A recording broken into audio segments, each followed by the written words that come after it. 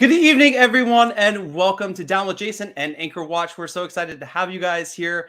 You know, Josh, this week we did not get an episode of Below Deck. How cool. we weren't supposed to be on tonight, Jason. We weren't supposed to be doing this at all tonight. We said a big goodbye last week. We were going to take our winter break because we had nothing to talk about, and poor Josh wasn't going to get his birthday wish. Well, guys, I'm so excited that everything changed. I'm so excited. We got in touch with Captain Sean, who we've been talking a lot about, of course, while we've been doing Anchor Watch. But in talking about Captain Sean, we started researching him. We started talking about him. We've even said that what would the show be like with Captain Sean? We have so many questions for him. We're so grateful for his time, his distinguished career, which I'm just reading about. So we're going to bring him on up. Listen, guys, don't forget to hit the like button. This is the time to do it. And also, don't forget, this is a subscribers only live chat. So if you want to participate in the live chat, go ahead and hit subscribe. And should we jump right in? Of course, we're wasting Captain Sean time. We can't waste Captain Sean's time. All right, guys, let's welcome Captain Sean. And thank you guys all for being here in the chat. I'm going to go ahead and scroll through the chat in just a second. Hey, Captain Sean, how are you? Good evening. How are you? Good.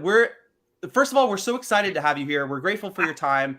I don't know. I'm giddy because I've only had 2 guests on my show. One was a housewife, which, it's fun. But I think we have been waiting for this moment for so long on here. And we're just happy to have you. Well, thank you very much. I'm happy to be here. And Captain Sean, our show, basically, we come together and we talk about the latest episode of Below Deck. And yet, for some crazy reason, I find a reason to talk about you every single episode. Every single time. And I think what's so interesting is we've never seen this happen in Below Deck history. And God, I have so many questions for you that I just want to dive in right now. But sure, we've never seen a captain kind of come in before the other captain gets there, like it kind of delivers the yacht. And it was so interesting. And we watched you the first episode and a half, and we're like, okay, this guy, he's the guy who brings the boat, then he leaves. Okay, great. Now we have Captain Lee back. But now as we're going through the season, we're like, wait a second, Captain Sean was so hands-on. He was so involved. And I just, so many questions. But before we get started, Captain Sean, what is your background and how did you get approached to be on Below Deck? Well, I've been getting emails from Below Deck for as long as Below Deck's been around. And I used to joke that Below Deck is where crew members go to destroy their careers and captains go to die. And and I was like, yeah, no way. And in my industry, it was really, there was a stigma associated with the show. And I've always seen the potential in the show, and I understand what it is. I mean, like how it's edited and what they have to do and stuff. So, but anyway, over the years, it's gotten better as the production has gotten better. The crew's gotten better. It's just gotten better. And anyway, so fast forward to the opening days of the, thank you, Tess. Anyway. I'm telling you, Captain Sean, you have a lot of fans in this room. So you're going to see a lot of these kind of comments popping up. Just FYI. Yes. Yeah. Anyway, so fast forward to the beginning of the pandemic, and the owner of my Sienna. Now, I used to run my Sienna when it was New Vita. I ran that boat from 2011 to 2013, and knew the owner quite well, knew the boat really well. So when it became my Sienna, I had run it a couple of times. But anyway, long story short, is the owner called me and says, hey, this pandemic thing is happening. Can you fly down to Antigua and go get the boat? And I said, sure. I said, we'll go right now. I said, yeah, we'll put us on a plane. He goes, well, all the flights are canceled. And I said, well, don't you have a jet? And he went, oh, yeah. So anyway, we all hopped on the jet, flew down. and picked this boat up. And I met a couple of the people from below deck, and then I met some of the guys that were on board the boat that had done the show. And I asked them, I said, how was it? And they said, well, actually, we had fun. And they kind of explained the process to me. And over the course of 4 days, I delivered the boat from Antigua back to Fort Lauderdale. So I literally grabbed my bags off after I docked the boat, went to the airport, and I'm sitting on the JetBlue flight, and we're literally just backing off from the jetway. And I'm looking for my email. This email pops up, and it says, would you like to be on below deck? And I'm sitting there and going, what haven't I done? I've had an extraordinary career. And I thought, well, I've never been on a reality television show before. I said, sure, I'm interested. And 5 minutes later, my phone rings. And they were like, really? And I said, yeah. And they went, yeah. Could you do the interview process? And I said, sure. I said, so I did the interview process, went through their casting guys, talked to the producers, on and on. So it was, and then they said, would you be interested in not doing below deck, but doing something else? And I said, no, actually, he says, I'm not. I said, what I want to do is below deck adventure. And that was an idea that I kind of pitched to them a little, Bravo. I said, because what I wanted to do is something like the Highest Latitude, but in a more episodic setting.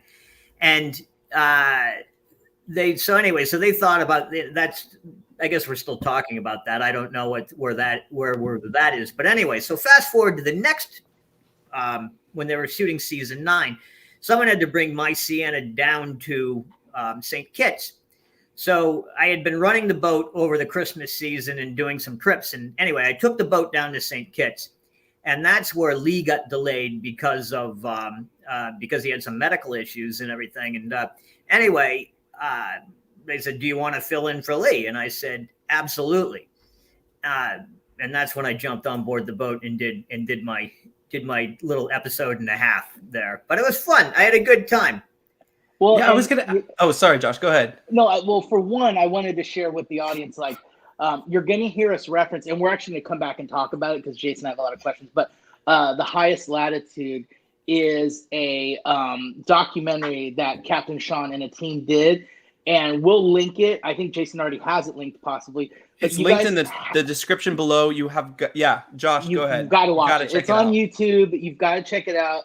Jason and I both watched it over the past few days, and we've been calling each other like, oh my gosh, did you watch it? Oh my God. And so you guys have to watch this. And it's only like 25, 27 minutes long. So it's not something that you're going to have to need 2 hours for. But I will say, skip the step I did. I started watching it on my iPad and realized the visuals were so amazing. Yes. I had to go to my TV and pull it up on the big screen so I could watch this. But so funny enough, though, Josh, we had a subscriber before we got in touch with Captain Sean. I had a subscriber send me a message, and I quickly read it. Then I kind of went on. But Susan, I don't know if you're in the chat, Susan, but she sent this to me and said that you were a part of this. And I started watching it on my phone. I didn't pay much attention to it, and then you emailed it to me, and I checked it out. But I watched it on my big screen. I rewatched it again today. It is just fantastic.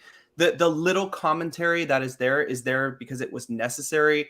And I just felt like I was in a different place, and I was completely transported to somewhere else. Now, there has been talk, though, about another below deck called maybe In Cold Water coming aboard. And actually, after watching that and seeing you on the show, I was like, are they giving us a new captain here? I have that I honestly can't comment on. Bravo hasn't approached me on anything. I've been approached by other people. I have in the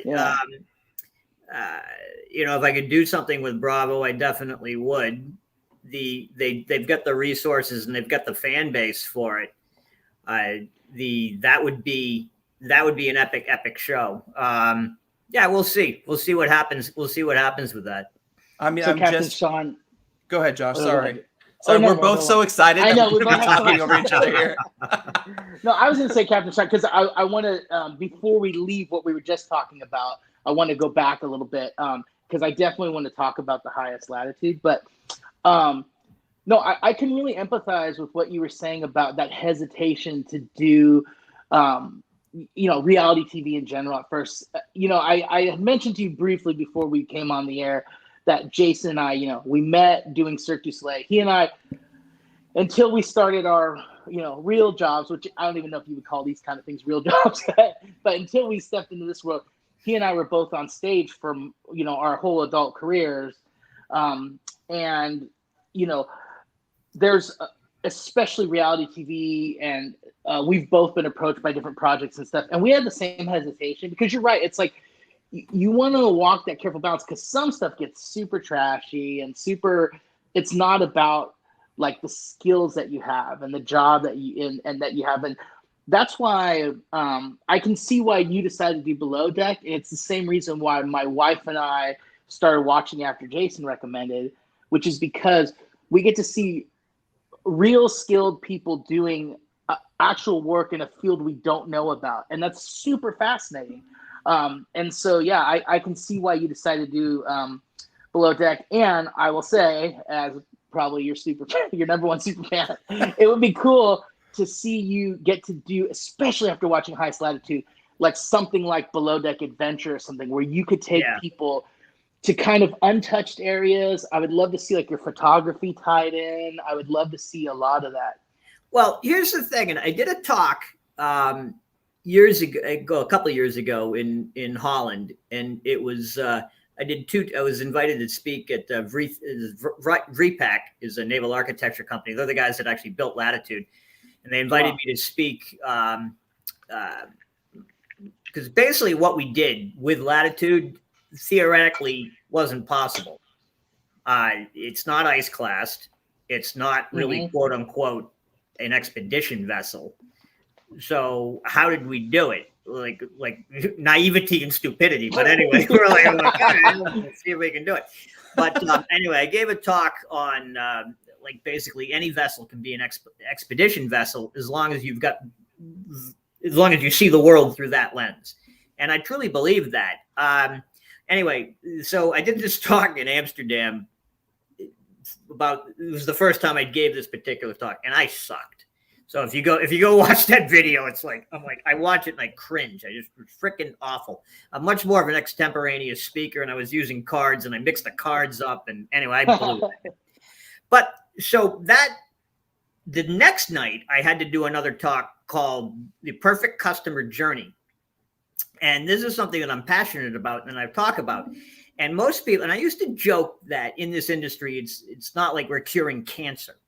And my opinion changed after I did a charter actually on board New Vita, which is what became my Sienna.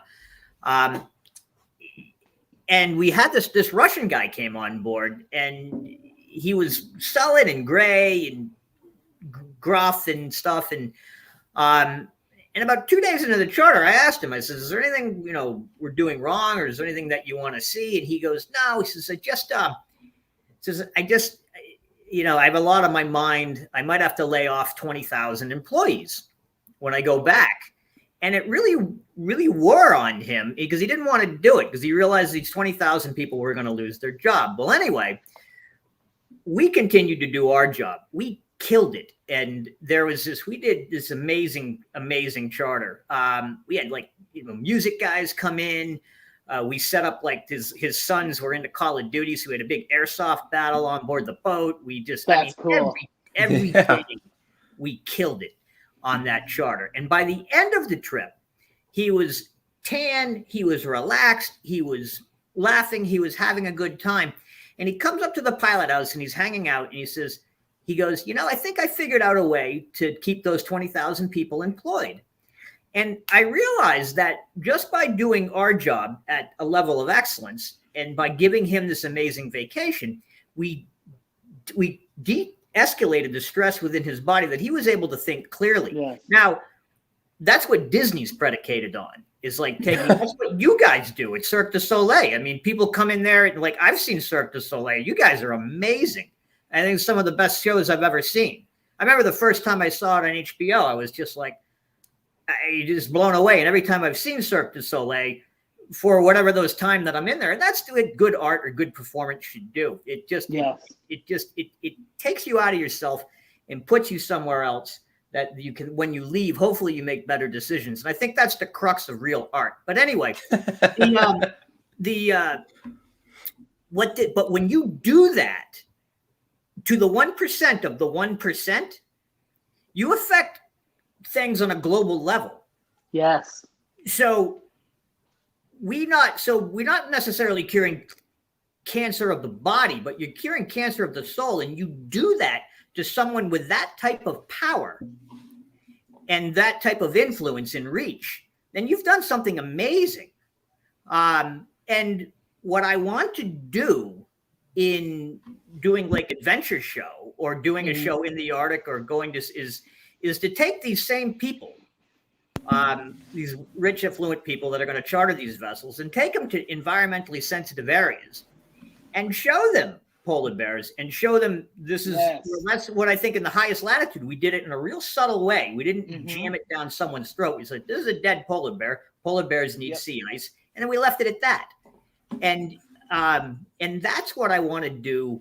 Like whatever television show that I want to do, at least that wants to be part of it, is that we can then take these people there so that they'll leave forever changed. And if you can come along as a guest on television, then you'll come away forever changed. And you know what, Captain Sean, really there might be another president or another CEO or another vice VP watching that show and go through the same emotional journey. And you know, I'm glad you brought up the polar bear thing.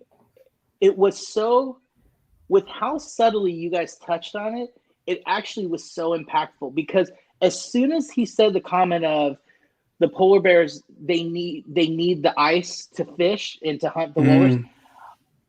Every shot afterwards, I was looking at vast amount of oceans with no ice, and it made me, and I just kept watching for the ice. And really, it wasn't until you guys got to the highest latitude out in the outskirts. Yeah, there's a shitload of ice up there. Yeah. All of a sudden, you were stopped by the ice. Yeah. It there was really nowhere was to go.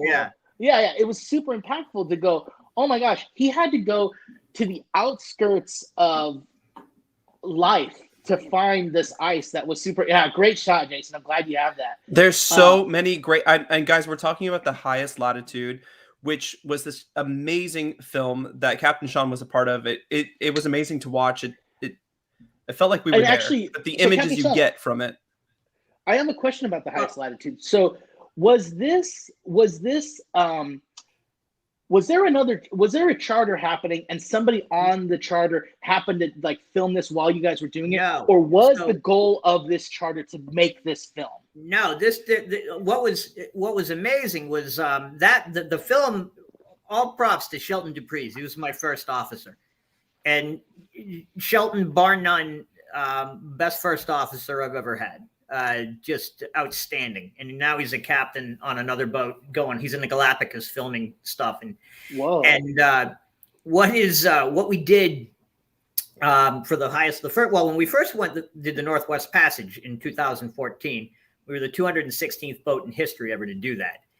And there was more ice than there had been in decades in that particular voyage. And we all were taking pictures, and there were guys taking pictures, and we shot minimal video. And there's a great video. It's the first Northwest Passage video that the cousin of the owner did.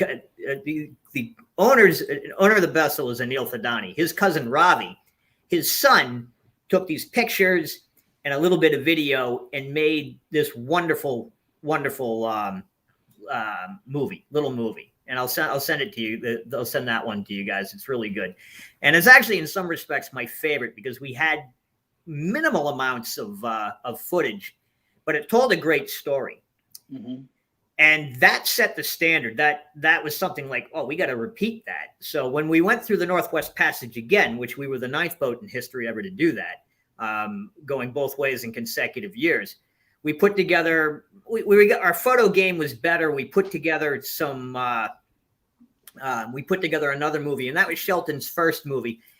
And it was okay. It was like the footage is good, but what I didn't like about it, and sorry, Sheldon, if you're watching this, what I didn't like about it was that it was like, look at us, we're really cool, kind of thing. Yeah. And I think a lot of yachty films, that's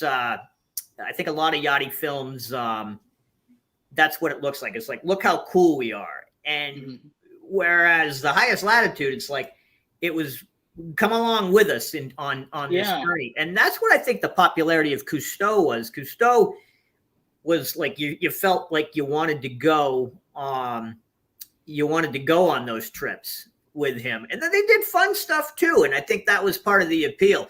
I love The Life Aquatic. So that's one of my favorite movies. And that was, they had like the spa and stuff on board that boat. We did, we have stuff like that as well too, but we always use that movie. That's why it cracks me up. But anyway, so that's the highest. So Shelton, our film and drone game got better and better and better. And and when we got back, I wanted Shelton. I locked him literally in a room for like, a month, and the rest of the crew's like, where's the first mate? I'm like, he's in the room making a movie, and it's just like, don't disturb him. And he came out of that room with that. And I said to everybody on the crew, I said, this is your resume forever. Yep. Yeah. And I said, it's something that I'm immensely proud of. I was proud to be a part of it, but all the, like the drones, we cracked. Well, so one of the drones we lost over, the whale, that giant whale. Yes. We lost that amazing whale, shot. Spout out and blew our drone out of the sky. Whoa. Yeah. And so then we had to switch to use the bigger drone, which was like the really expensive one, which kind of we were afraid to. Well, Sheldon was afraid to. He was the pilot, so he's like, I don't know if we want to fly that one, but we didn't have a choice. So a lot of those great cinematic shots we got with the Inspire 2 drone, with this, at the time we had the X5 cameras. I think they're on the X9 right now, but the X5 was an outstanding camera.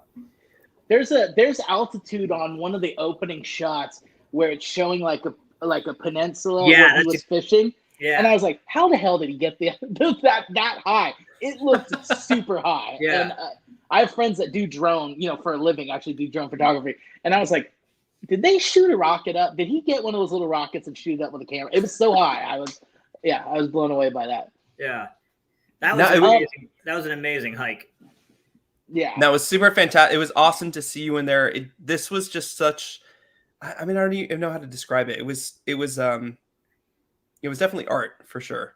Yes, absolutely. It was good storytelling, and that really is, the root of any good piece of art. And I think too, and it's got to be your background in theater that's kind of coming out here with. I mean, you seem to be so into the story, and that's also why I think it would be great to have you as a captain on,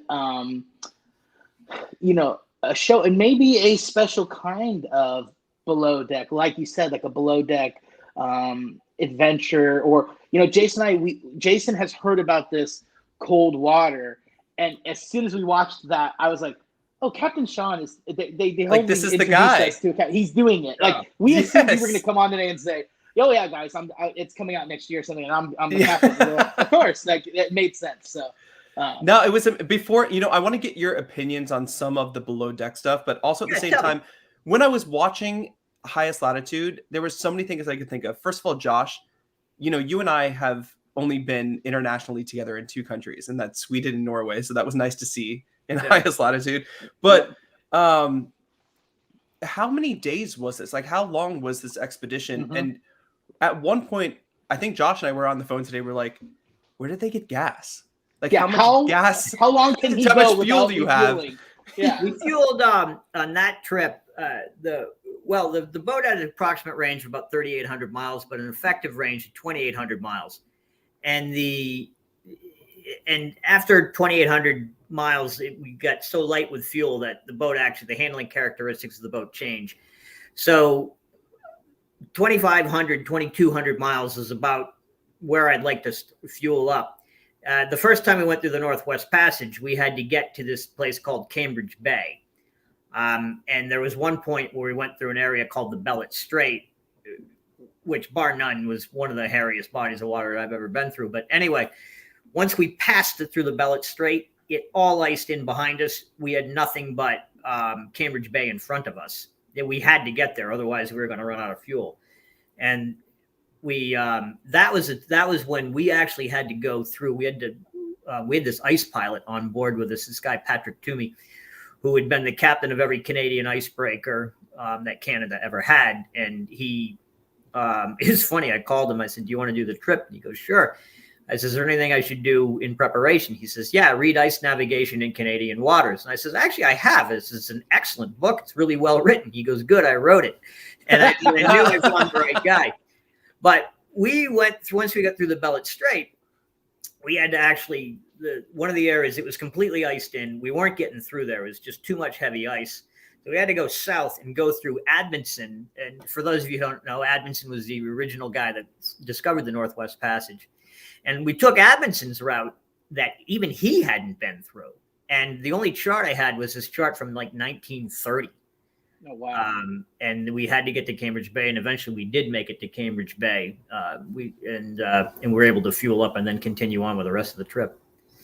Who has jurisdictions over like those areas? Is it international? Is it a certain country that you're working with? Well, the Northwest Passage is all Canada. Okay. And in Norway,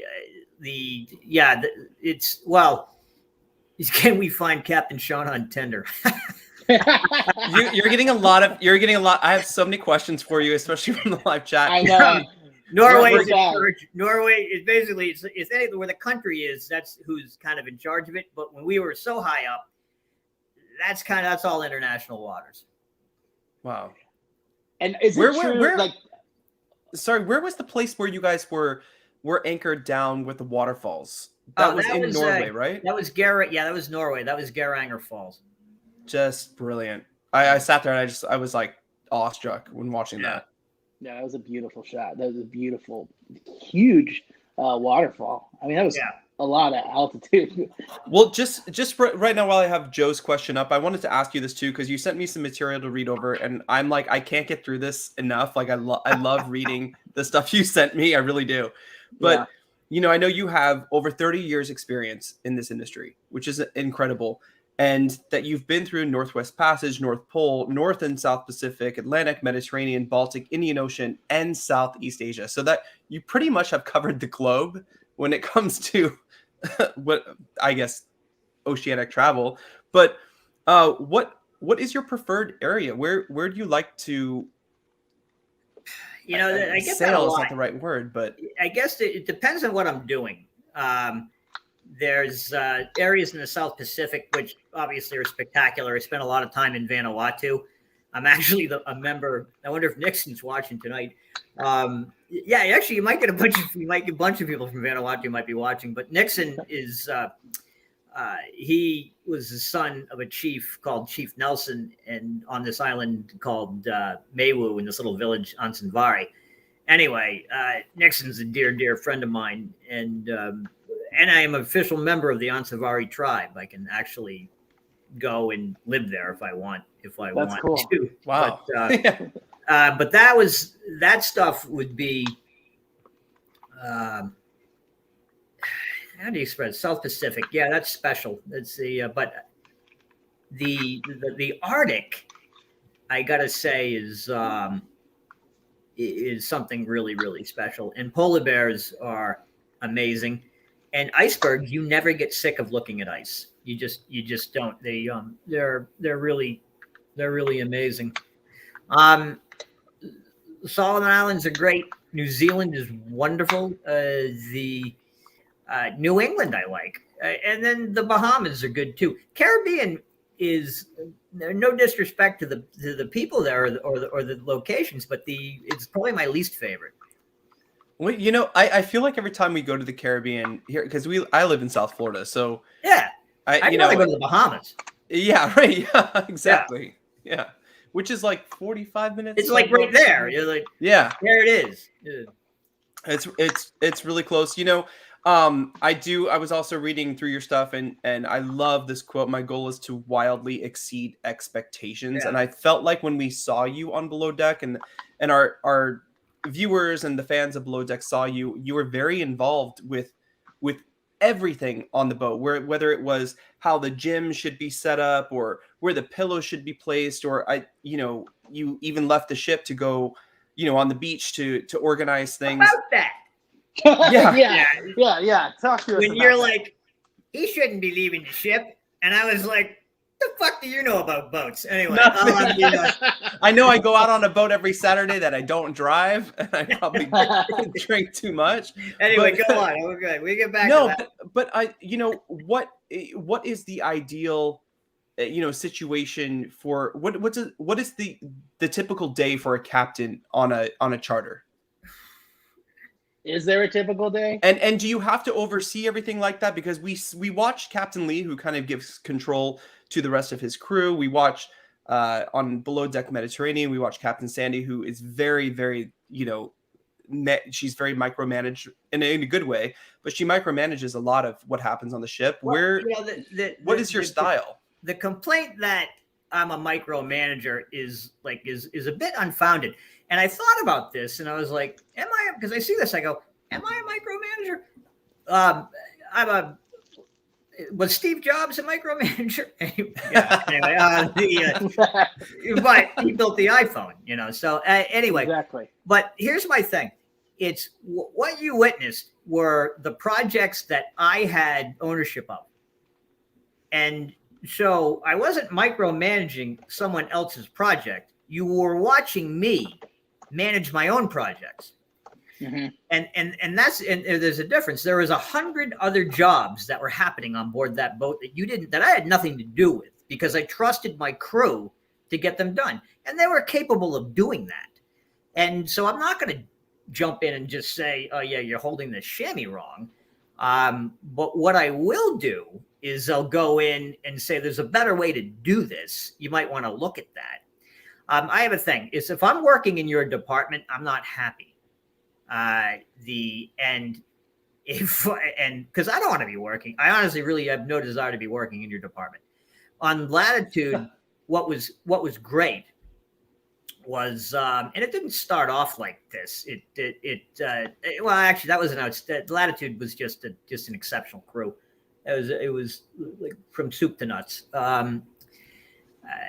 But it's what I want to do is bring the level of the crew up to a certain level so that I can do the stuff that I want to do and focus on. And that's looking at the larger picture and filling in the details where I need to fill them in.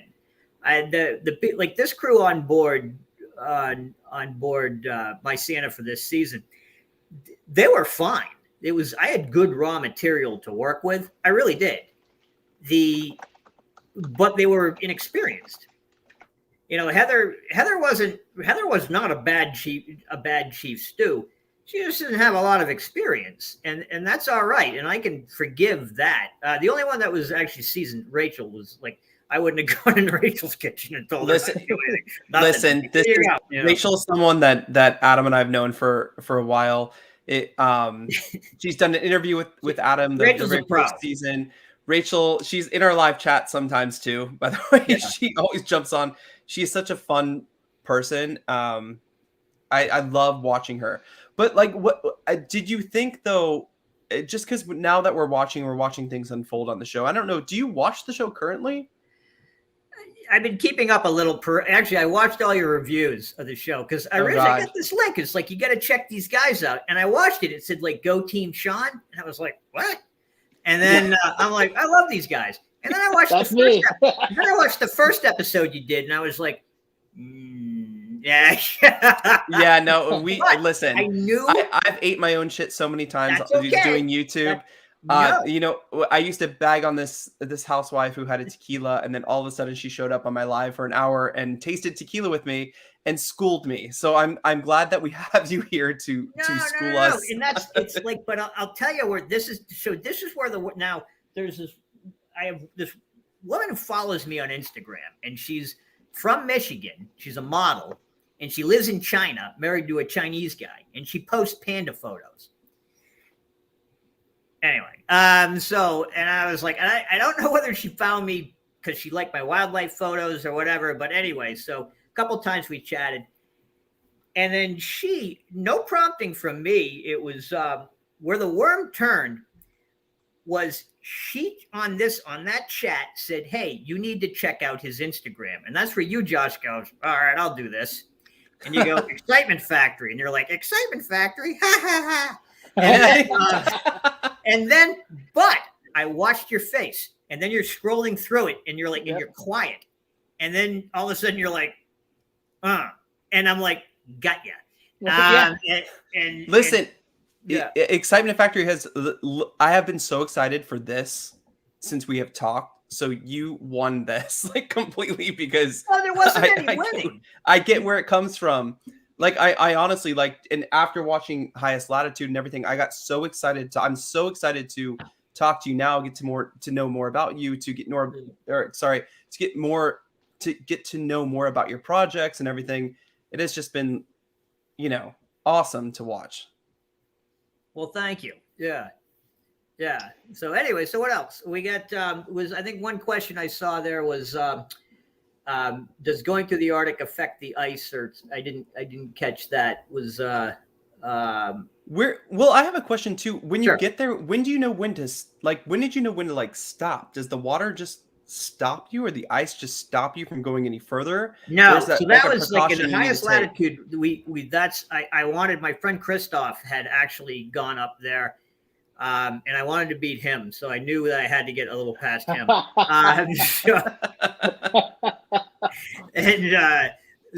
That was one of my reasons, was like to beat Christoph. Christoph and I were on a panel one time, and he said how he was really pissed off at me when that I actually went up and beat his record. But anyway, and then Fraser, this other guy, Fraser Gow, who's a friend of both of ours, was on the same panel. He says, yes. He says, but then I went up and beat yours. And I go, the only difference with you, Fraser, is you brought an icebreaker with you. But anyways, I go, that doesn't count. But how did I know when to stop? Well, basically what had happened was like the stars had aligned, and the wind was coming out of the north. And so like the polar ice cap is here, and that wind came down and it broke up the ice cap. So I knew it was going to blow for about 2 days. And this is the other thing is I had to do is like, in order to get up and beat Christoph's record, I had to go fast. Like the fastest that I can go through ice with a non-ice classed vessel was about 1.5 knots max. 2 knots was like, you hit it, it's going to do damage. But I had to figure out a way to do 4 knots to get up, turn around, and come back. And that was a trick that I learned from this captain called Phil Walsh in this boat called Turmoil. And he had a boat with something called a bulbous bow. Like on the front of the bow, the bow goes like this, and then there's like this bulbous bow that goes it like it's a bulb. And what it does is there's a couple of different things it does. I won't explain the hydrodynamics to it, but essentially it forms this wedge. And I was able to, what I would do is I'd look for a flow of ice that was roughly the width of latitude, and I'd wedge that bulbous bow in between that and the bow and use that as a battering ram. And that allowed me to go 4 knots. And I was up there. We stayed there for a day. The girls hula hooped and stuff. And then we turned around and booted it back. And as I was coming out of there, I was right at the edge of the ice field, and the wind switched back to south, and everything started to come back in. And that was, we had to work to punch our way out of that. That's incredible. It's such a cool, guys. And I've seen a couple comments. You can find the Highest Latitude in the description below. All you have to do is push the link. It's such a great watch. Captain Sean, I have to get your opinion too, because a lot of people are asking. Sure. What do you think of this crew now? And then also, I think what a lot of people have been asking when we've done the show is what Eddie's role is on the show as first officer. What does the first officer necessarily do? We're so confused. Yeah, and I can see why you'd be confused. So basically, Eddie's a licensed captain. He runs tugboats in Baltimore. He's very competent. He's a great boat handler. He knows what he's doing. He's got the right license. And so when people were saying, "Oh, I can't believe you left to the beach," well, Kirk used to leave Spock in charge all the time. And nothing happened. The Enterprise was in better hands with Spock than it was with Kirk. And that was true with Eddie. It was like, you want to be the mate. There's the seat. Make sure we don't crash. And so that was part of that. Also, too, there was a lot of things that you didn't see. Why the captain was, why the guests were like, oh my God, they were late and all that stuff. Well, there was torrential rain all morning, and we had scouted we had scouted another couple of beaches, and there was we were supposed to go on a beach on Nevis, which is the island right next to St. Kitts, and I checked it out with the tender. And I went over there and I was like, and it was too much of a surf getting people on and off the beach. And there was one of the guests that wasn't as mobile as everyone else was. And I've taken executive protection courses with, I knew Sean was a Trekkie. Yes. Yeah. I mean, so am I. So just to hear you talk about it is amazing. I love it. Yeah. But anyway, I've taken executive protection courses with look these guys up. I'll give them a plug. Solutions Group International. They do some really wild stuff.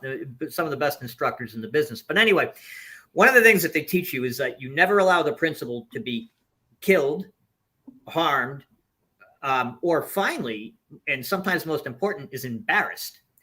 And I knew if getting these women on and off might have been made for good television, but they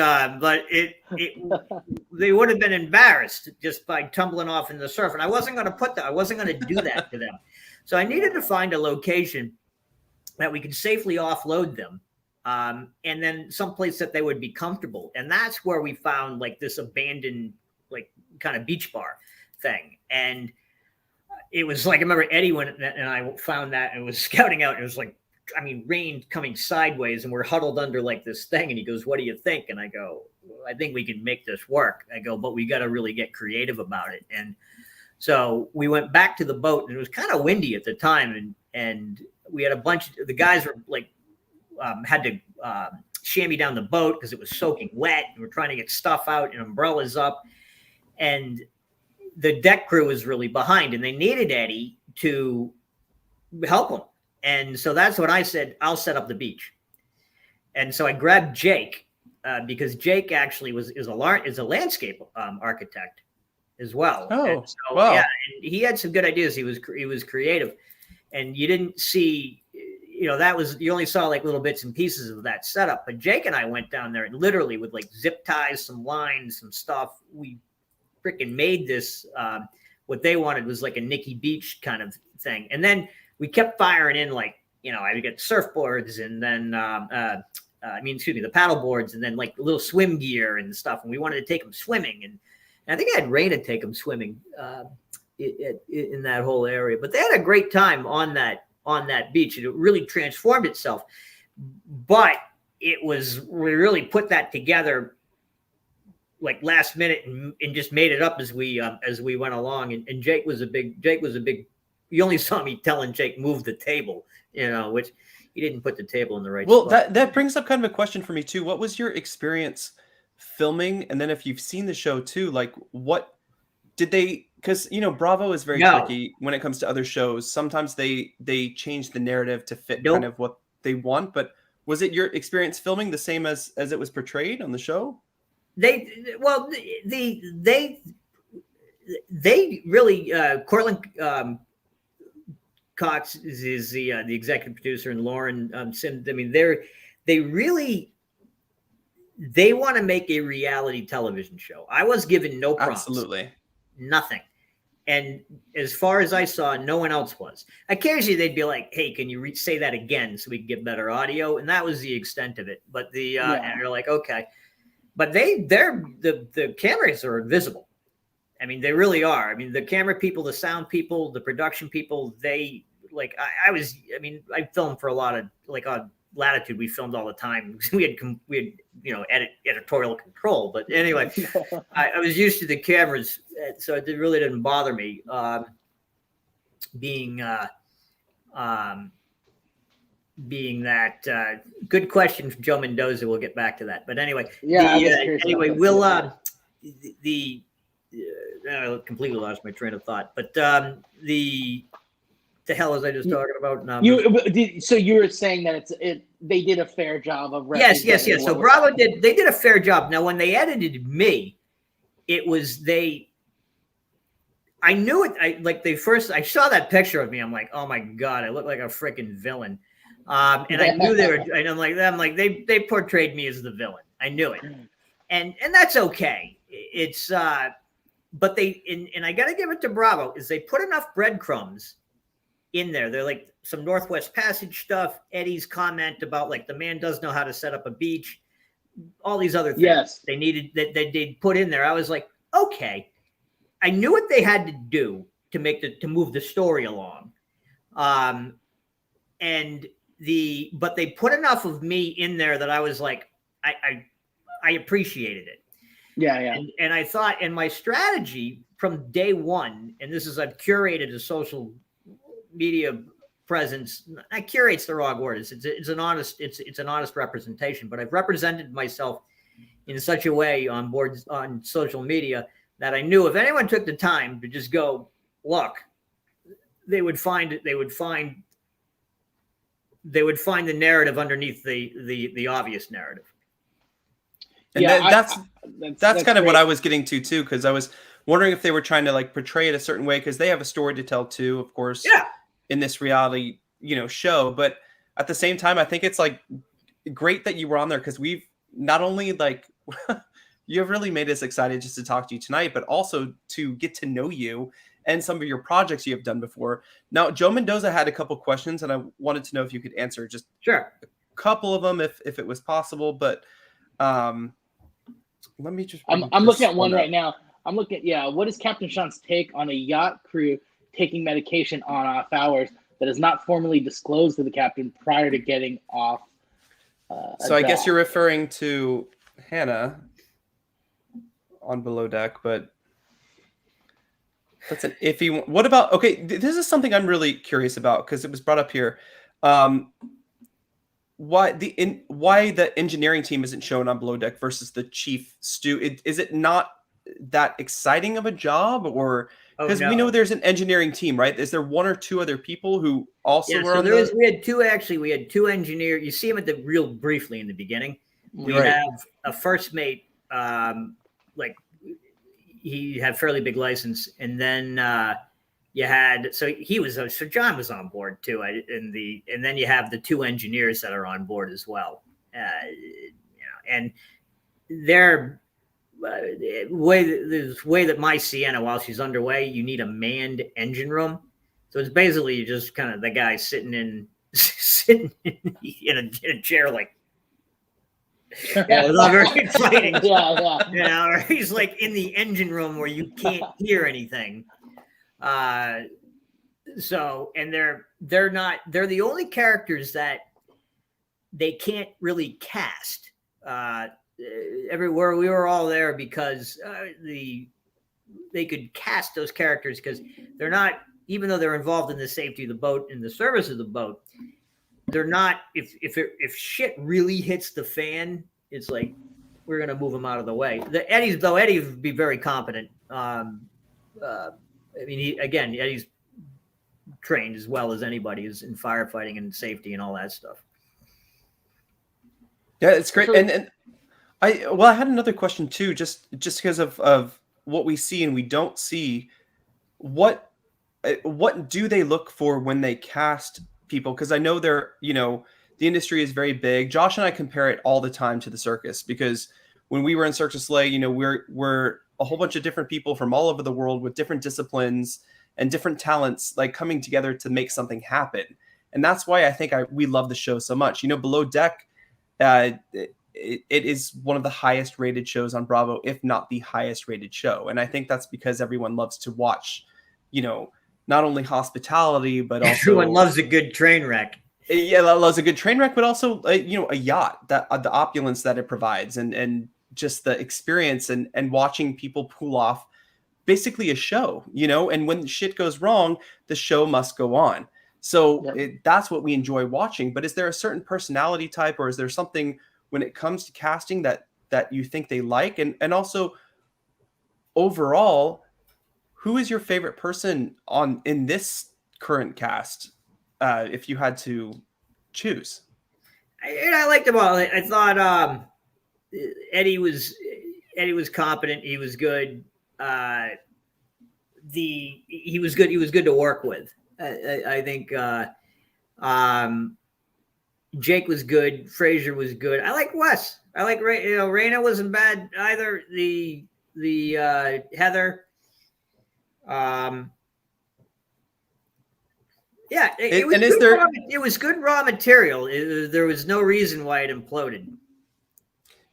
Yeah, and I think that's kind of been one of our complaints, or just kind of our observations as, people who don't know what the hell they're talking about, Monday morning quarterbacking the situation. But I think one of the things that we've talked about a lot is just, it's not like some seasons where there's a good mixture of like seasoned people along with some newbies who are being trained. This feels like a good majority of the crew is fresh and new. And so it just feels like, we're watching a lot of people kind of fall on their face over and over on things that I think, even just from, the limited experience we have, or the experience we have in show business of like the show must go on kind of attitude. Sometimes I see a lack of that with this crew. Like, some people complain and stuff. I'm like, there's a time for that. And it ain't while guests are on board. Like, it's full steam ahead. Fight when the guests leave. You know what I mean? Family can have it out later. But we're all smiles, and everyone loves mom and dad while guests are over. You know what I mean? And so, that's kind of been our observation. Just a ton of new talent, and not necessarily the most exciting thing to watch at times. It's funny. It's just like, I love that scene.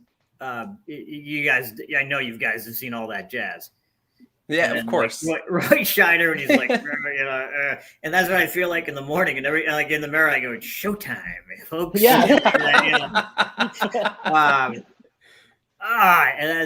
And that's not just when the cameras are there. That's just in general. It's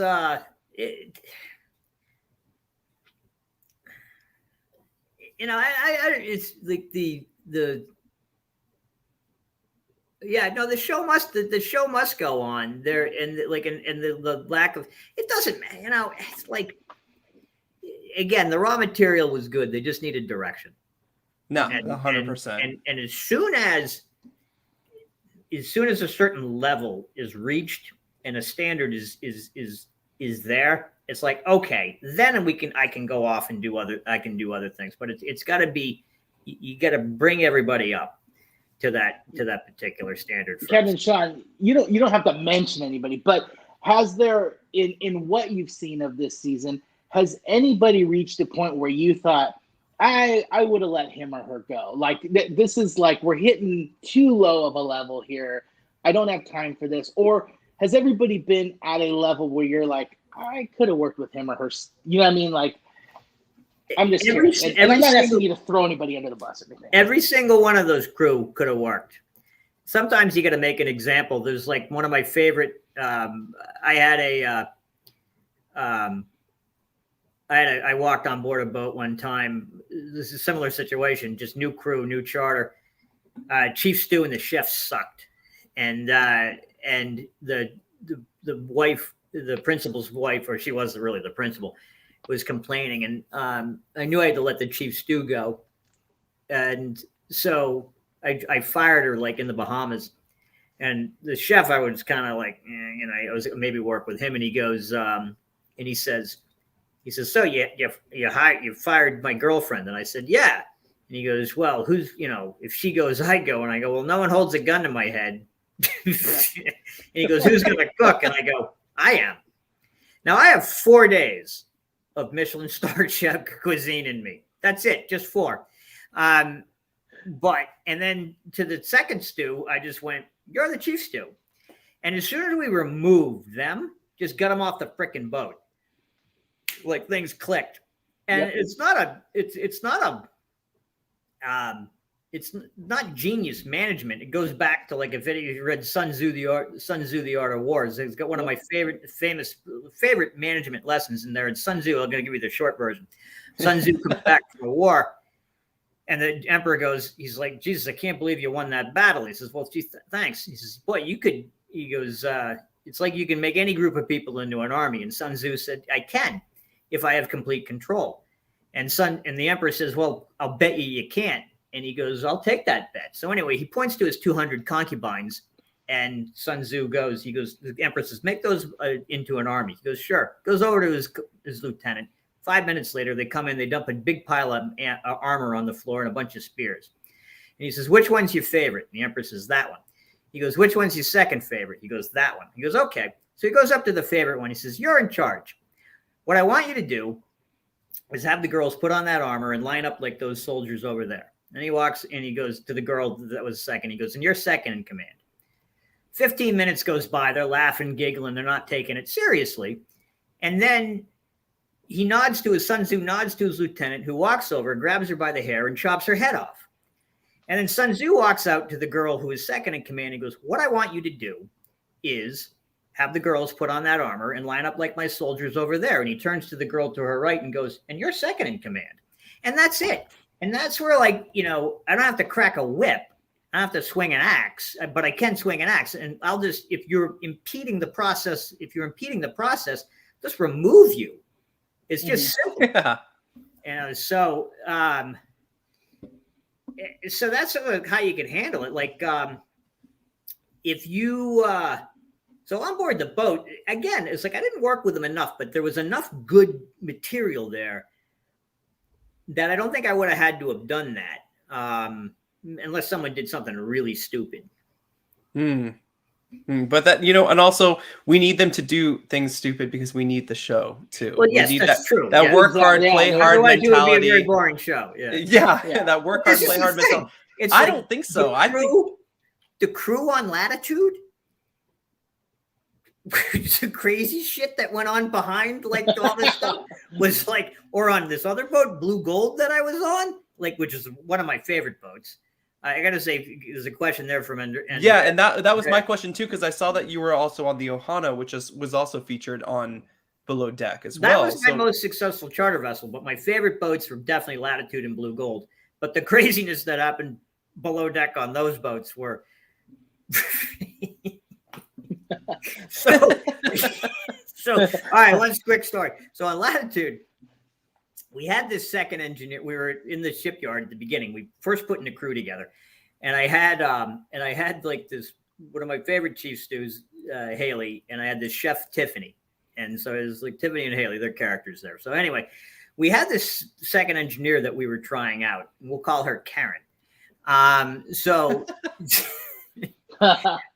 we're on deck, and like, we're talking, and we're, I don't know, saying awful sexist, misogynist things, and she goes in a huff and goes down below, and Tiffany and Haley are eating popcorn, watching a fisting video on the main salon, and she goes, and Karen loses her mind and goes, "You're awful people. You're all awful people," and like runs off the boat, But anyway, yeah, I mean, you could imagine. I mean, you were in the theater world for a while. Yeah, you know what it's like. Oh yeah, backstage and stuff. That I mean, I could never tell my family, or the kind of things that I've witnessed. No, seen. Witness. Yeah. What do you mean, Josh? You were in my dressing room, so I'm curious what you're talking about. Guys, just to let you know, we do have 130 in the room currently. Go ahead and hit that like button. Also, we have some great YouTubers here watching us. Master Blackjack Channel 2 is here. Jolene is here. Up and Adam. Thank you guys for coming to support and watch this awesomeness, this excitingness that is Captain Sean. We really appreciate you being here. We are hitting an hour. Josh, is there anything else you wanted to ask Captain Sean, or anybody else in the live chat? If you have any other questions, if you want to go ahead and post that now. Yeah. Because I did tell Captain Sean, I was like, hey, we're going to keep you only for a little bit. I know it's late. Now we're hitting an hour, and I feel bad that we got you. But yeah. Thank you so much, Kevin. I mean, the time feels like it's just flying. And, that's the thing is, Jason and I, before we hopped on with you, we both were talking about like, oh, I prepared a list of questions. I prepared a list too. And then we both kind of laughed and go, who the hell are we kidding? Once we start talking with him, we're probably going to be off to the races. And yeah, so I'm glad we have the list here in case for some insane reason things got slow. But yeah, this has been so much fun. And it's nice just kind of letting things breathe and kind of go with you on sharing all this. One thing I wanted to give you a moment to touch on too, because I saw that you mentioned too, like you did some work, and I don't know to what degree, but like you were really passionate about the plastics in the ocean too. Oh, yeah. I saw. What have you done, or what are you doing? I just want to hear about, because that is a super important thing, and I like to. There's actually kind of a buzz going around right now. Like I know a ton of YouTubers are also trying to help with that and stuff. Well, it was years ago. Right before I got on Latitude, I met Mary Crowley, who's the head of the Ocean Voyage Institute. I'll give them a plug. Out in San Francisco, and I was on board, or she had a big, like a tall ship that did plastic cleanups in the ocean. She's very passionate about that and about the trash gear and such. And that's where I first learned about it. And then you got on Latitude, and I observed just plastic and trash where it shouldn't be. We're like in the Tuamotus, diving a reef. It's thousands of miles from anywhere. And there's like potato chip bags that were on this reef. There was plastic trash that we found up in ice on the North Pole. I mean, there is just, it's everywhere, and it's prevalent. And the only way that you're going to get rid of the plastic and the trash in the ocean is that it's demonetize recycling. That's it. That's my opinion. And that opinion is predicated upon a dinner that I had with a senior researcher from Exxon about 12 years ago. And I asked him, I said, by the way, this guy's job was to find alternative energy sources. And he was a fascinating guy. And I said, how much oil do we have? And he said, 30 to 40 years of stuff that's easily drilled. And I said, well, what are we going to do about oil? And he goes, Ed, don't worry about energy. He says, there's solar, wind is going to get nothing but better. He said, there's stuff coming out that you haven't heard of that is going to just revolutionize everything. So I go, well, what's the problem then? He said, the problem's plastic. And I said, what do you mean? And he goes, well, he said, we haven't found a good substitute for plastic, and everything is made from plastic. And that's when the light bulb dawned. I said, when the price of oil gets to a certain point, which is approximately $125 a barrel, which I found out recently. When oil gets to about $125 a barrel, it becomes more profitable to recycle plastic than it is to actually make it. And at that point, the plastic problem will start to take care of itself. But in the meantime, we've got to stop the flow of plastic into the oceans, especially microplastics. Plastics are they're highly absorbent. They absorb all sorts of nasty stuff. Then they break down to microplastics. Fish eat them. We eat the fish, and we wind up poisoning ourselves. So what I did last October and November, right before Thanksgiving, is I helped with a plastic cleanup in the Pacific Ocean off the coast of Panama and Costa Rica, and we went in there, liaised with the Panamanian and the Costa Rican government to help them with their trash problem. And I had a great crew. The boat was really good. Where we run into problems was with the actual governments, and with like infighting between it became a mess between us and the charter of the boat, and stuff went on. It wasn't lack of trying. We still took out 6 tons of trash off this one particular island, and I hit one line of trash where we actually brought it out. Now, one of the reasons I did this particular cleanup is because, like the Arctic, when people ask me about global warming, and I'll give them my opinion, and then they'll be like, well, how do you know? You've never been to the North Pole. And I went, well, actually I have, so I can talk intelligently on that. I know how to read an ice map and know the difference between first year ice and multi-year ice. And that's when people say, oh, there's more ice than there is ever. It's, well, that's not true. There's more first-year ice because it spreads out than there is multi-year ice. And it's the multi-year ice that's the stuff that's important. But like plastic, I wanted to actually see it firsthand. Again, actually to be involved in a plastic cleanup so that I can then develop better technologies to actually clean up plastic. Also, too, I wanted to know, okay, great, we got this plastic. We're going to give it to these people. What are they going to do with it? And no one had a good answer for that. They still don't. Recycling is a mess, and especially within the third world.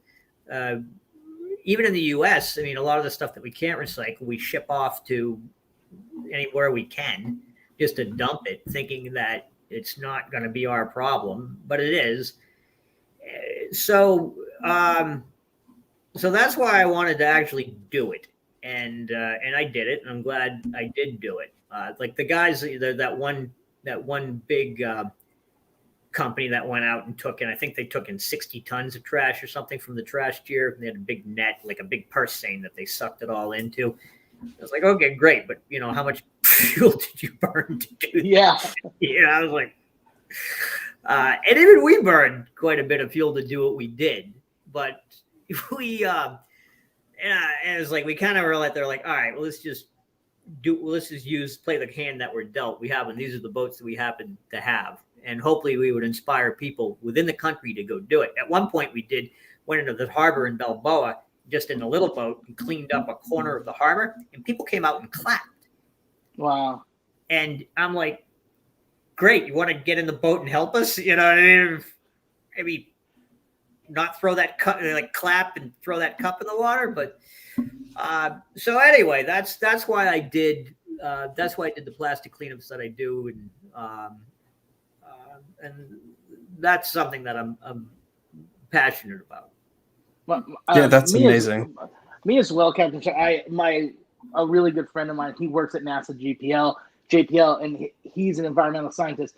He's the one who announces every year, like, the ocean has gone up a degree or whatever. Like, when you hear that in the news, that's him calculating. And one of the projects he does, which I think you would think is really cool, I think it's every other year NASA funds him right now. He goes in a plane, flies around Greenland, and they drop these little balls that have these monitors in them. And he drops them all along Greenland, all around. It takes him like a full month to fly and drop these balls. And then he can, in real time, watch like the shrinkage of ice and stuff.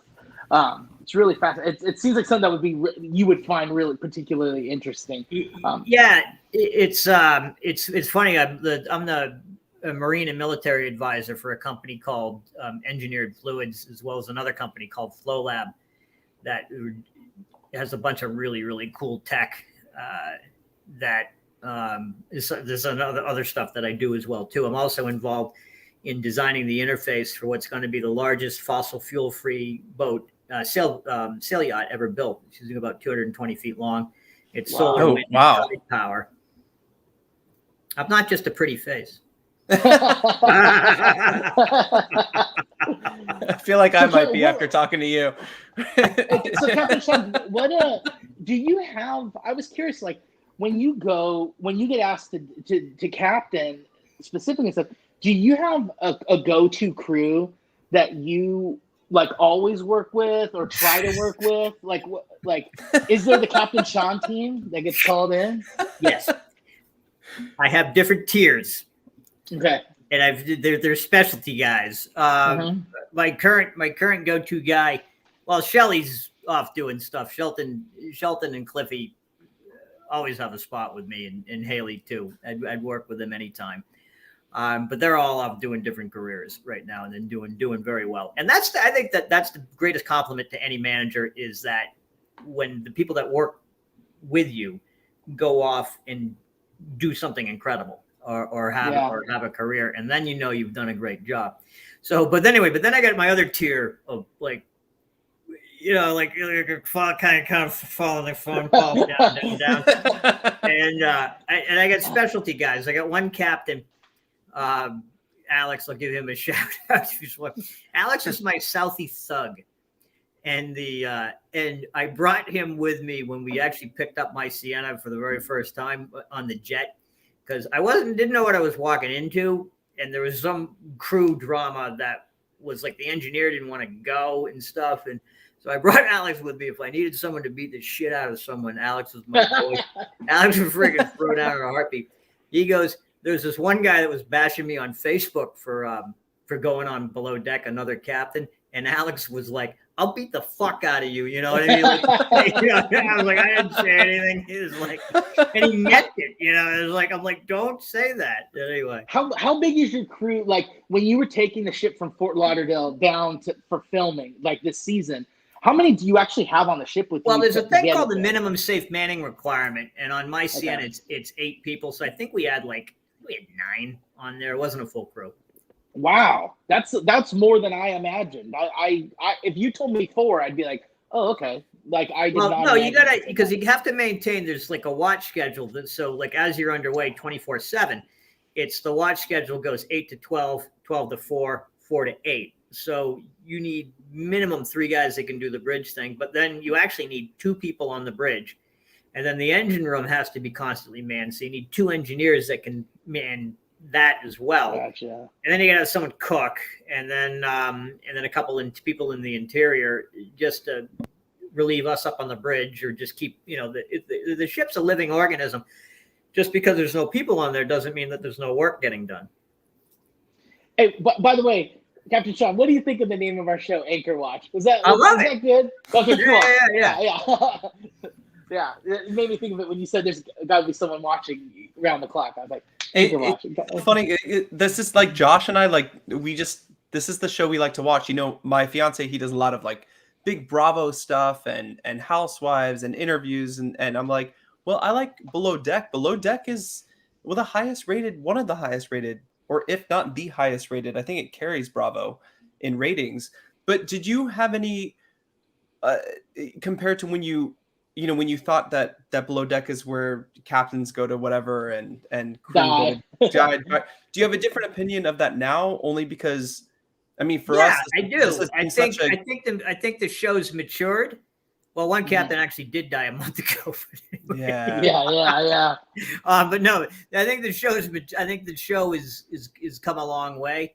I don't watch it because I'm not an armchair quarterback. I really am not. I watched my episode. I watched some stuff. And then people were saying about, Lee, they're like, oh, what do you think, what's it like filling in for Lee? And I said, well, I'm not filling in for Lee. And I love it when David Letterman was asked, like, oh, what's it like to replace Johnny Carson? Letterman said, he goes, well, no one can replace Johnny Carson. And he's been doing the show for 25 years as ever. And I said, well, no, I can replace Captain Lee. He's an icon. He's done the show for 9 seasons. He's incredibly popular, and people love him on the show. And I don't, and I don't want to, and I'm not going to do Captain Lee going on there. That was a couple of things, like the producers like, hey, can you say this? And I was like, no. I'm not going to do Captain Lee. I'm going to do me. And Letterman did a very different show than Johnny Carson. Yep. Yeah, it's funny because I hadn't watched the mainline Below Deck series before until this season. So it's funny because you were my first captain for Below Deck. I'd watched some of Sailing Boat. My wife and I watched that, and we watched the Mediterranean stuff, but we hadn't watched this mainline. And so it's fun to me. I didn't, like you, I hadn't seen Captain Lee. I just heard about Captain Lee. And so it was fun because the first episode, I was like, I like this captain and stuff when I watched you. And then everyone's like, well, wait till you see Captain Lee. He's bigger than life. He's Paul Bunyan practically, but he sails, And I was like, oh, okay. He was so built up because he had so many, seasons of, building up who he is and stuff, and he's just become like a myth more than like a man kind of thing. And so it was fun. I was like, oh yeah, so that's maybe too. That's why I'm like, so Team Sean was that you were my first captain on Below Deck. So on Below Deck, yeah. No, and that's the reason I asked is because I feel like if we wouldn't have seen you on the show, I don't think we would have known about so many amazing things that you have had done, or your distinguished career, or the Highest Latitude, which was such a pleasure to watch. I also thank you so much, Sunset Harp, for the super chat. We appreciate you. You're awesome, Captain Sean. I think everyone feels the same way. Again, we only meant to keep you a short time, and we're hitting an hour. I really appreciate the conversation, and everything. But guys, this has been like probably the best thing to happen on my channel so far. With hands down. I mean, me and Captain Sean, Jason, I couldn't think of two better things to happen to your channel. Yeah, I'm gonna have to get on the Housewives. Like Lisa Barlow, I'm gonna have to text her. I'm like, hey, you need to come back because you got to like one up Captain Sean now, because this has been like awesome. She's got to get a little further. She's got to get a little further. You have so many people who love you in the chat, and who have been here every week that we recap Below Deck, just because Josh and I like to get on here and have some fun. Sometimes we invite some friends, and it's fun too. We really appreciate you joining the blonde us. One. Anyway, I'd like to have a chat with her. Yeah. Jolene, yeah. Yeah. She was in the chat earlier. Oh yeah. No, but we really appreciate it, guys. Too, and anyway. Listen, guys, if you haven't, is there? Oh yeah, go ahead. Sorry, go ahead. Go ahead, Josh. No, I was gonna say, Captain Sean, is there anything, else that like either we've stupidly said on our show, or just happy birthday, Josh? Yeah, thank you. Thank you, Captain. Is there anything though, like anything that you think like people don't understand, that you think, oh, if I always want to clear up this one thing with people? Because I will tell you, I was a circus clown. My first job was Ringling Brothers Circus. I went to clown college. I've heard all the stereotypes and all kinds of stuff. You and I have a lot in common. I'm a circus clown as well, too. Oh, really? Yeah. So there's all like those like kind of jokes you hear and stuff, and the typical stuff. I'm sure like you hear so many stereotypical things about like how many people are you marrying out at sea and stuff like that, international waters and stuff as a captain. But I'm curious, like, are there any like kind of common misconceptions that you really want to like tell a bunch of knuckleheads like us? I don't think we're gonna need another hour. Oh boy. Is there one you can think of that? The what was it? Yeah, it was you're like, why is he on the beach? But we already addressed that. That was me. The micromanager thing. Listen, I'm a micromanager. I have like OCD just around my house, so I appreciate that. And when I watch different franchises of Below Deck, like Below Deck Med with Captain Sandy, she has a very hands-on approach as compared to Captain Lee, who kind of relies on the people he puts in his positions to kind of run those things. But I really appreciated it. Yeah. Anyway, no, I mean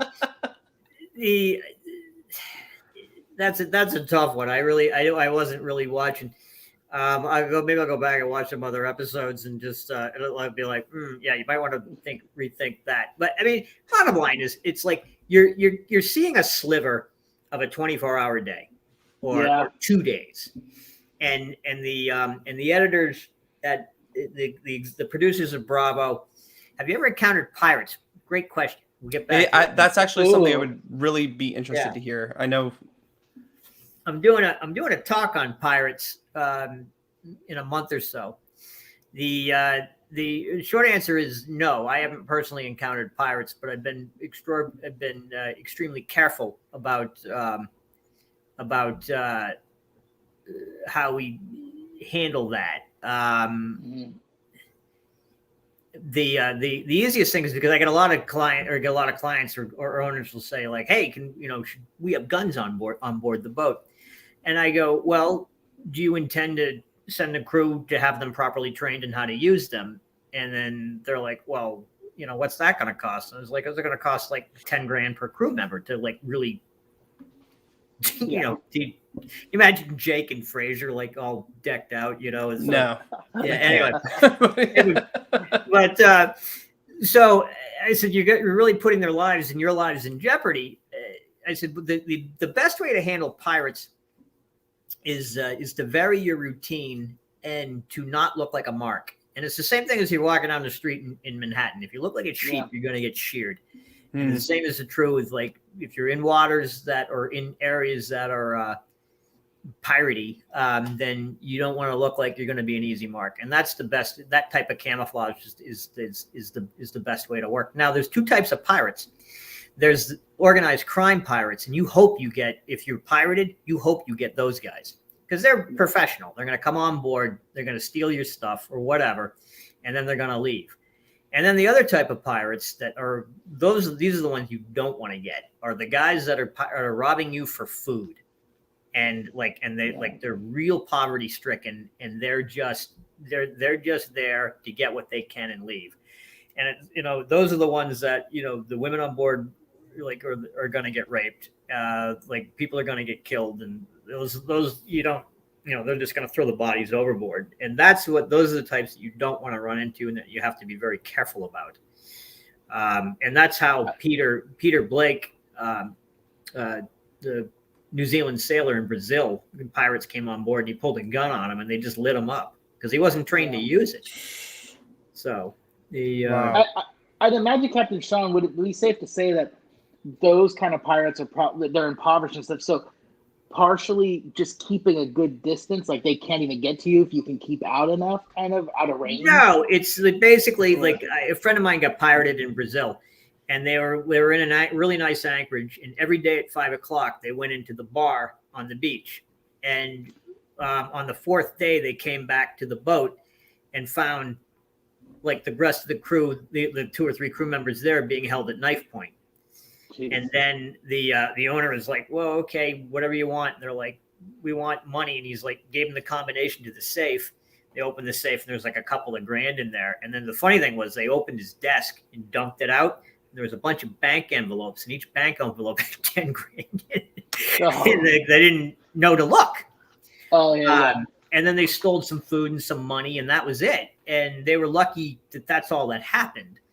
But the reason they got jacked was that they didn't vary their routine. Like, I'll tell, like, the crew, I'm like, if you're walking around the deck at night, don't do it every half hour on the hour. Do it, vary it up, like switch it up, turn some lights on, take the spotlight, run it, or, like, if we're near a beach, run it down the beach. Who cares?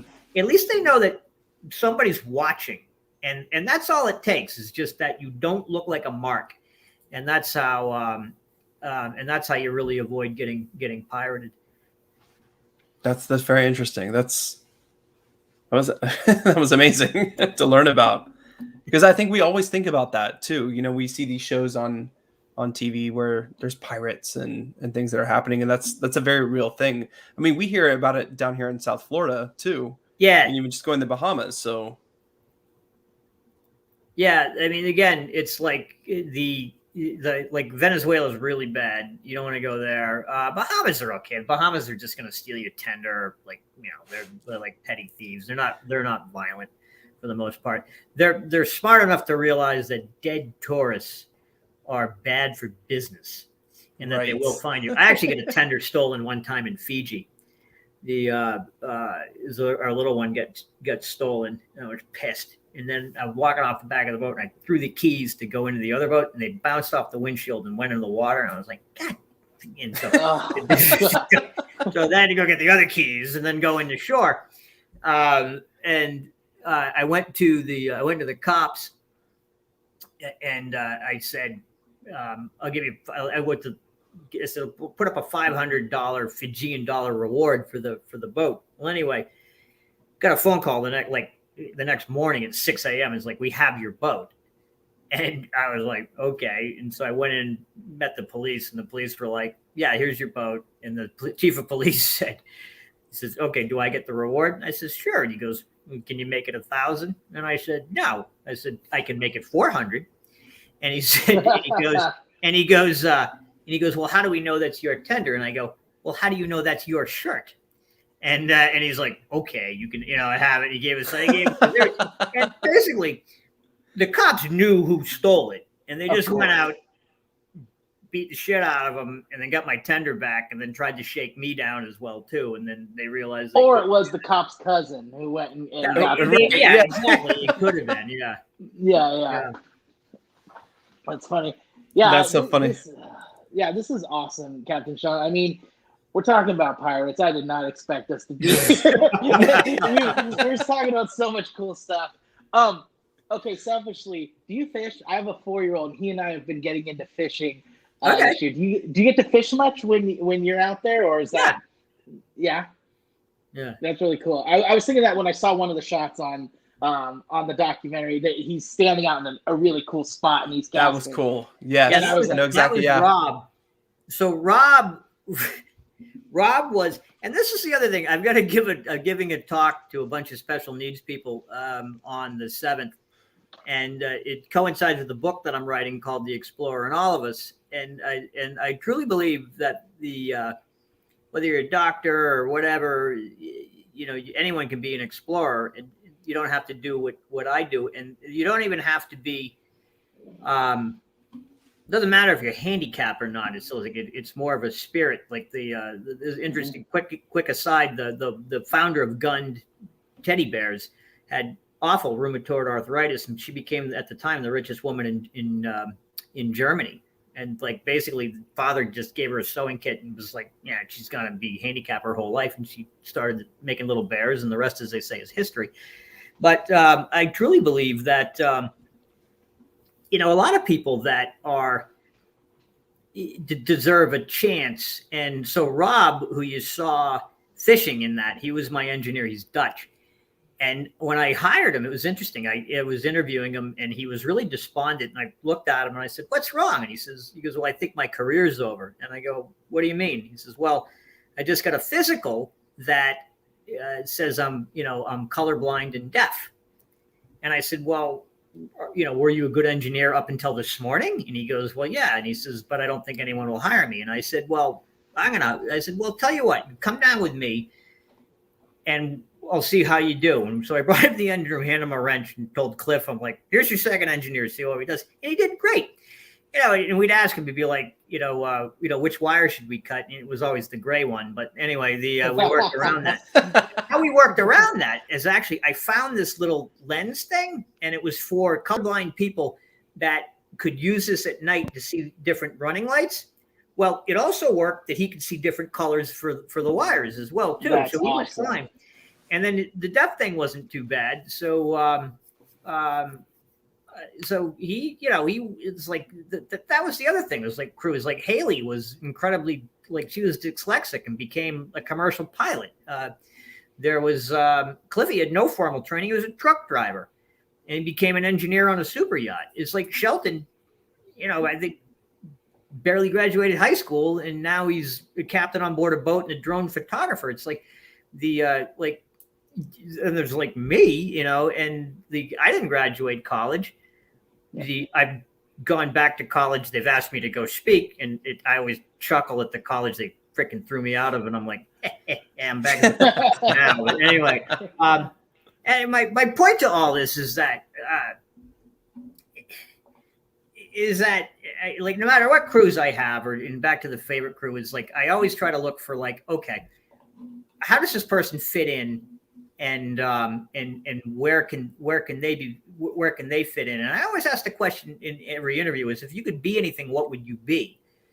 Whether it's a concert pianist, an astronaut, whatever. Yep. And I ask them, why aren't you doing that? And they don't feel that they can do it. And I go, well, if you want to do something similar to that, I'll give you every tool that you need in order to achieve those goals. So, anyway, I was off on a little bit of a tangent there, but on crew. But basically, that's I appreciate that, and you know what, I can open up. I mean, now we have the internet that has every story of mankind that's been told, and I can find story after story of people who had less than me and accomplished more, and so that really makes me. No, don't beat yourself up. But what I'm saying is, what I'm trying to say is, I'm not a big fan of excuses because of that. Like, I realize, like, we really can do whatever we want. it really is up to limits of imagination is really, I think, the biggest limit that people have, because like you're pointing out, like, yeah, he pointed out physical things that he may have had where other people said, yep, you can't do the job. And yet imagination of, hey, we found this thing that he can use and it actually works so he can see the wires and, those kind of things. Is like imagination opens up possibilities where everyone else could possibly use it as an excuse or a reason to not even try. So I really like your attitude. And, I don't talk about my real job ever on this channel, but I will tell people like, Fluffer at the local porn theater, but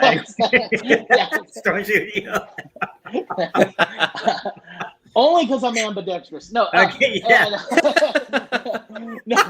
no, but Captain Sean, I work with the top sea levels from the Fortune 1000, and part of my job is helping them be better in a lot of ways, and it's so that story you told about how you helped that executive get to a place where he was relaxed and he could actually find the solution that may not have ever come if he hadn't reached that point of relaxation and openness. You're absolutely right. Like one little person who's working with one person who oversees something huge like that could really help change the world. And that's why I love the job that I'm doing, because people don't realize, like, even a stupid joke I say or something I could do to put someone in a better attitude might send them into a board meeting, which then they go and do things that are affecting millions of us across the globe. It has a ripple effect that that is sometimes unfathomable. Mm-hmm. And that goes through even sometimes the local Starbucks is like the right thing to the right person at the right time. You never know how you're going to affect that person. And and I think about that is like sometimes, I mean, like, everyone has a bad day. And sometimes I can be a little short with someone, but if I know that if I can turn that around, and if someone's short with me and I'm just like, what's wrong? They'll look at you like sometimes they're crazy, but sometimes they'll tell you, or you can just be nice to somebody and that gets passed on. But that's my point. Captain Sean, your goal is to wildly exceed expectations. I'm looking at it right now with your photo. Yes. Goal is to wildly exceed expectations. You have far surpassed that tonight. Completely, especially you. Tonight. We can't even thank you enough for being here, answering our questions, of course, questions that we have from, the viewers of Below Deck and also our subscribers. We really appreciate your time. I know I said that we would keep you a short time, but I could sit here all night and just have conversations and just listen to you talk, to be honest with you. So yeah, I just want to say, I hope everyone likes. We're just taking a short break. This is the halfway point. Captain Sean, I think you need a podcast as well, because I would listen to that. I would jump on that in 2 seconds, because you have so much experience. Your career is huge. It's very distinguished, and I'm reading about like what you sent me earlier. I'm probably going to read for the next 4 days. So I'm just happy that you could join us tonight, and I appreciate it. Hey, Jason, thank you. And and mad props to Cirque du Soleil. I mean, the physicality, Jason, that you and the I don't know what happened to you, Josh, but anyway, I always tell people I was one of the little contortionist girls. That was my. Listen, there was no one as funny as Josh in the circus, and there was no one as pretty as me with a lot of makeup on. So, hey, Wendy, thank you so much for the super chat. Shout out to all three of you for wonderful souls. We appreciate you. We appreciate you for joining us tonight. Of course, next week we'll have a super loaded Below Deck on Monday, so we're excited for that, and we will be back next Tuesday, of course, to recap Below Deck. Also, I have to make an announcement, because if you have stayed with us this long, it's been over an hour and 30 minutes, which, Captain Sean, I really appreciate your time. This has been amazing. Such a gift. But we're going to have another cast member on, too, which I'm really excited about. But I don't think anyone's going to beat Captain Sean, guys, because this has been Nope. Amazing. Who do you got? I'll tell you Can't off. say? I can't. Yeah, but I'll tell you off this, and I want to leave it as a surprise for everyone too, because I think you're going to enjoy it. That's probably the second or third person, Josh, you wanted on here. So everybody's second to Captain Sean. Everyone. You have no idea. Yeah, it's so funny too, Captain Sean, because we joke. I kept teasing Jason every week. Oh, you've only got 4 weeks left. You've only got so many till my birthday. You've got to get Captain Sean. And so it's just awesome that we were able to connect with you. And then of all weeks, for it to be this week that you can come on is just so cool. Happy birthday. Happy birthday, Josh. Captain Sean, let me know where to send the present, because now I don't have to send one to Josh. No, you know what? Hey, Captain Sean, do you ever make it out to the Pacific Northwest? I live in Oregon. Oh, so, I love that. Yeah. Well, I definitely. Well, I'm going to talk to you off the air and stuff. Okay. Yeah. I think we should connect on some other stuff too. So that'd be fantastic. Thank you. 100%. Yeah. Guys, go ahead and hit that like button if you haven't done so already. Thank you so much for joining us, and of course, Captain Sean, Josh. I'm so happy for you, Captain Sean. This has been such a pleasure. We're so grateful for your time, as I've said before. But if you haven't checked out the Highest Latitude, you have to check it out. The link is in the description below, and we will be back tomorrow at noon to recap Vanderpump Rules with Up and Adam. Guys, have a great night, and thank you for joining us. Thank you for the live chat. Thank you for the super chats, our moderators, our subscribers. We appreciate you, and we will see you